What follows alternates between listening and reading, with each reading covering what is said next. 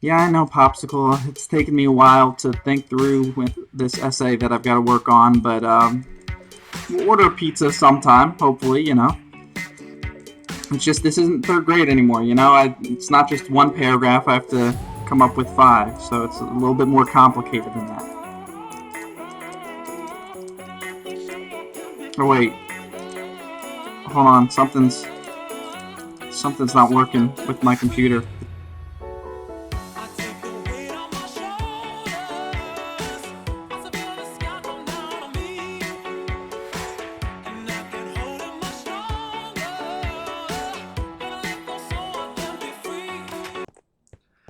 Alright, so I'm in this crazy computer world. I need to find Popsicle, but I also need to remind myself of what I've learned about essays throughout this year so that I'll be good to go once I find Popsicle and get out of here. So, first things first, some of the basics for essay writing. I need to remember to indent paragraphs, capitalize the beginnings of sentences and proper nouns. I need to spell correctly. I need to have words on my grade level or above. Just like we're kind of above other parts of the city here. I need to make sure also that I'm reading the prompt. That's super important. I should read the prompt at least 2 times. Remember, the prompt says what's in an essay, kind of like we're looking and seeing what's in this apartment. And then you would do an outline, just like whoever made this on Minecraft had an outline, I'm sure, or something that was a plan for how this would look. You need a plan for your essay as well. Here's a tip also, just like we're transitioning from the top floor to the bottom floor. You like that? You want transition words like first, next, additionally, finally, similarly, in contrast, however, as you can see, according to the text, in conclusion. Those would help you connect ideas. Now, these essays that we've been writing, they would have 5 paragraphs, and if they were an opinion or an informational essay, they would need an introduction, 3 supporting detail paragraphs, and a conclusion for most of those. You would want to begin with a hook of some kind, regardless of what essay you're talking about, which is something that grabs the reader's attention, just like these paintings are grabbing your attention. I was in the art museum and suddenly I saw some dinosaur bones. Okay? I'm wondering if that's foreshadowing something that might happen later.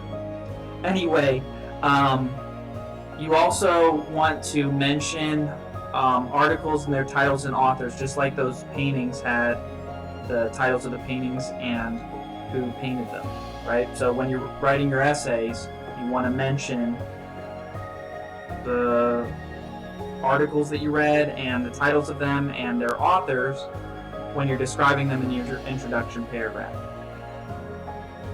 Like, for instance, I read the article, Video Game Play May Provide Learning, Health, Social Benefits, review finds, by Lisa Bowen, which is about studies that show how video games can help kids think and play. I mean, look at me now. And then I also read Video Games Pros and Cons by Utah Valley Pediatrics, which reviews how video games can be helpful and harmful to children in multiple ways. Now let me ask this duck where Popsicle is. You know where he went? I guess he said something along the lines of close to the water. So I'm going to jump into the water here and explore from there.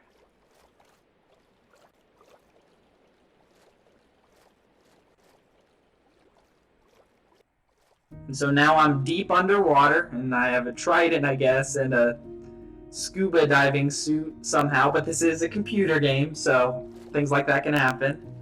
And I still haven't found Popsicle yet, but I'm going to keep looking.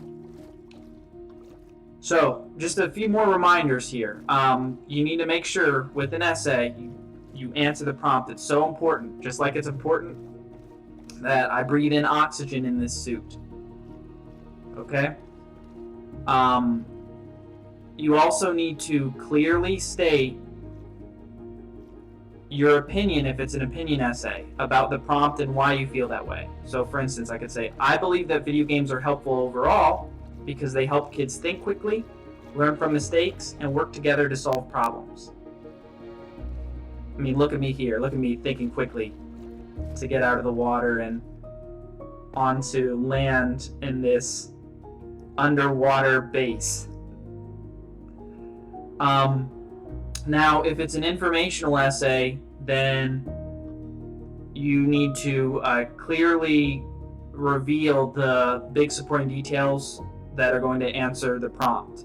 So if you're writing an informational essay about video games, then you could say something along the lines of, video games continue to show people new worlds, like you see here, change how people have fun, and use more advanced technology. This is definitely more advanced than it was back when I was a kid. Now, for your supporting detail paragraphs, you need to use information from both texts all the time. Some of it will be in your own words, like when people play strategy games, they tend to get better at solving problems in school too. This could help you solve a problem in school dealing with how you could find sunken treasure, or where scientists could find sunken treasure for ships, or just how you could navigate in the water and how that's different than navigating on land.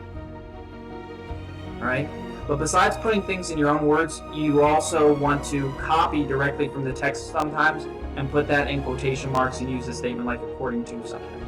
Let me find this treasure real quick. Nice. So for instance, if I said, according to Bowen, the more adolescents reported playing strategic video games such as role-playing games, the more they improved in problem solving and school grades the following year, according to a long-term study published in 2013. See, I took that directly from the text and I quoted that, and I used an according to, and then whoever the author was or whatever the article was, that statement in front of it. And also, you don't want to forget to elaborate, meaning that you write more about a topic to connect the ideas and show the reader what else you know. So I remember playing strategy games like online chess where I had to think ahead and plan what my next move would be. That's me adding more to what I was saying from my own experience. And I could use my experiences here in Minecraft to elaborate as well about video games. But most of the overall information should be from the text in one way or another, either in your own words or copied, but you do need to elaborate and explain it more and connect ideas. Then when you get to your conclusion, you should have the words in conclusion to start it off. And then you want to summarize what you just talked about and add a few new insights and ideas at the end of that. So it looks like we're coming to the end of that. Oh, I better get going. Up to the surface again. I don't even really know much about that thing, but it doesn't look good. So I'm heading up to the surface now. At least I think. Is this up to the surface? Yep. Here we go. Still haven't found Popsicle yet, but hopefully soon.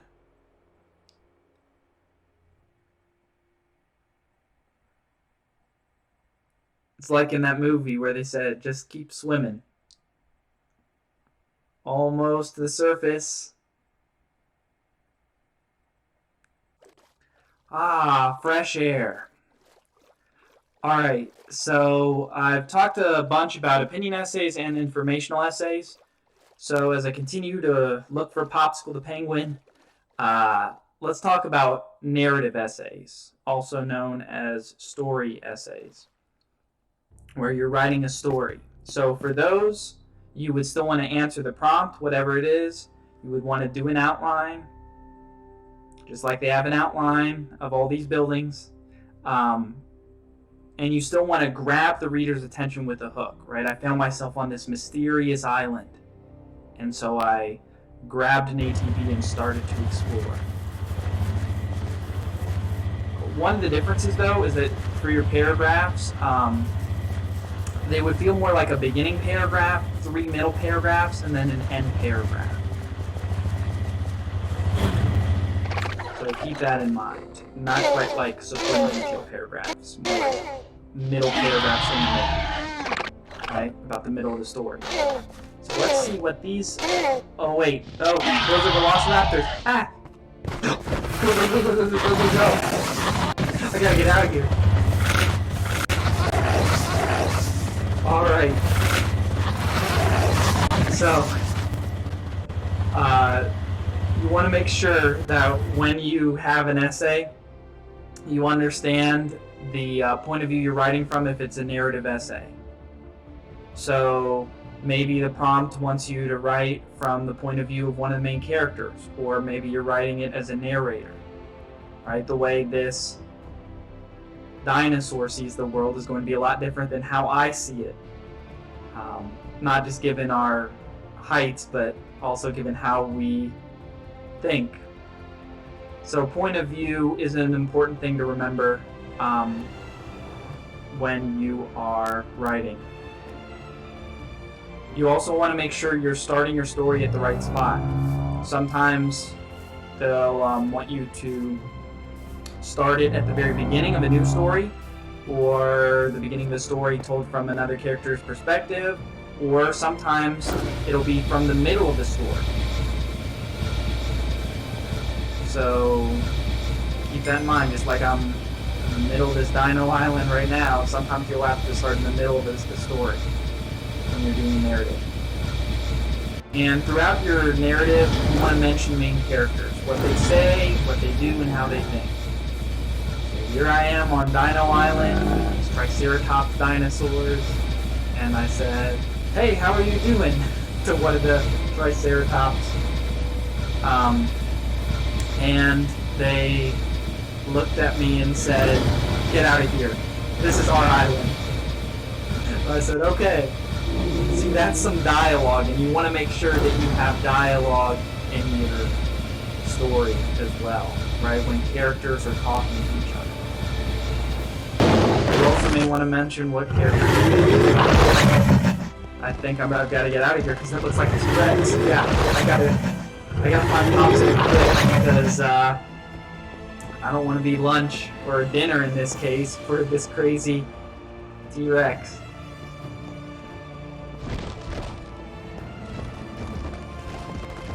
So, just a few more things before we end. You want to make sure that when you're going from one setting to another in a story, that you describe that change. So I went from over there where I was being chased by a T-Rex to this exhibit, and now it's the morning, and I'm in the water with that dinosaur surrounded by plants, but there's Popsicle in that one plant, so I'm going to go get him. I got him. And so now I need to escape this exhibit. And so don't forget to talk about when your settings change to both the time and the place, because that's important to understanding the story overall for the reader. One last major thing, you want to make sure that every once in a while you throw in some figurative language like similes and metaphors. This is going as fast as a cheetah, or this monorail's a cheetah as I go back into... Oh, wow. Wait, how'd you end up upright after that? Well, at least we can get some pizza, but no pineapples, alright? And no fish either. Let's end this on a high note.